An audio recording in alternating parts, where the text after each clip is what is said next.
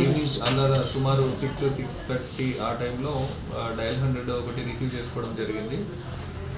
Civil hospital ఏరియాలో ఒక చిన్న బాబును పాపను ఇట్లా అమ్మకం ఏదో జరుగుతున్నట్టు వాళ్ళకి సమాచారం, అక్కడ పక్కనే డబ్బులు ముట్టినాయా, పాపను మళ్ళీ రిటర్న్ తీసుకుంటున్నారు అనే రకంగా అక్కడ ఏదో జరుగుతుంది సార్ అని చెప్పేసి డయల్ 100 కాల్ రావడం జరిగింది. డయల్ 100 కాల్ రాగానే ఇమీడియట్గా బ్లూ కోట్ వాళ్ళని అక్కడ పంపించాము.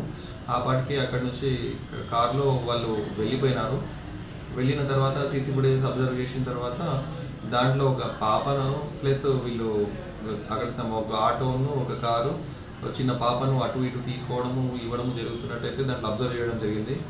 దాన్ని బట్టి అట్లనే సేమ్ ఇన్ఫర్మేషన్ చైల్డ్ లైన్ వాళ్ళకి కూడా, చైల్డ్ హెల్ప్ లైన్ వాళ్ళకి కూడా ఇన్ఫర్మేషన్ రావడం జరిగింది. వాళ్ళు కూడా మాకు కాంటాక్ట్ అయ్యారు. అయిన తర్వాత ఫస్ట్ టీమ్స్ను డివైడ్ చేసేసి వాళ్ళ కోసము హైయర్ ఆఫీసర్ సిపి గారికి వాళ్ళకి ఇన్ఫామ్ చేసిన తర్వాత ఏసీపీ గారికి ఇన్ఫామ్ చేసి టీమ్స్ ఫామ్ చేసి ఇమీడియట్గా ఫస్ట్ బేబీని ట్రేస్ చేయండి అని చెప్పారు.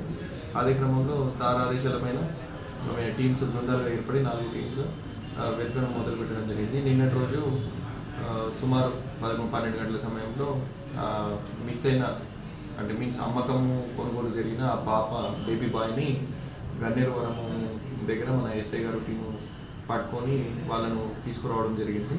తీసుకొచ్చిన తర్వాత వాళ్ళను డీటెయిల్ ఎంక్వైరీ చేస్తే దీంట్లో దాదాపు 18 మంది ఇన్వాల్వ్మెంట్ కనబడింది. దాంట్లో ఒక ఇద్దరు ఇంకా దొరకాల్సిందే. నిన్న చైల్డ్ హెల్ప్ లైన్ వాళ్ళు ఇచ్చిన కంప్లైంట్ ఆధారంగా కేసు రిజిస్టర్ చేయడం జరిగింది. విచారణ జరుగుతున్నది. ఈరోజు మోస్ట్లీ ఇప్పటివరకు అదుపులో తీసుకున్న 16 మందిని రిమాండ్కి పంపించడం జరుగుతుంది. ఇంకో ఇద్దరు అబ్స్టాండింగ్లో ఉన్నారు. వాళ్ళ కోసం గాలింపు చేస్తారు. ఎక్కడ వాళ్ళు సార్?